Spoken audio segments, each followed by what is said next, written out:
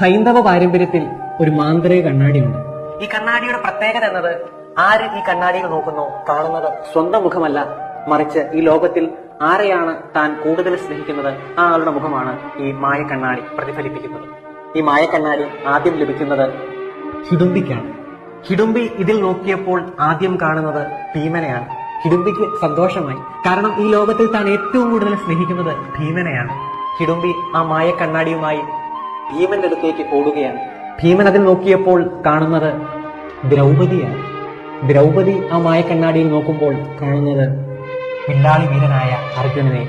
നമ്മൾ ആത്മാർത്ഥമായി സ്നേഹിക്കുന്നവർ നമ്മളെ ആത്മാർത്ഥമായി സ്നേഹിക്കണമെന്നില്ല. ലോകത്തിൽ പലതും നമുക്ക് വിലയ്ക്ക് വാങ്ങാം, പക്ഷെ ഒരിക്കലും സ്നേഹം വിലയ്ക്ക് വാങ്ങാനോ പിടിച്ചു പറിക്കാനോ ആവില്ല.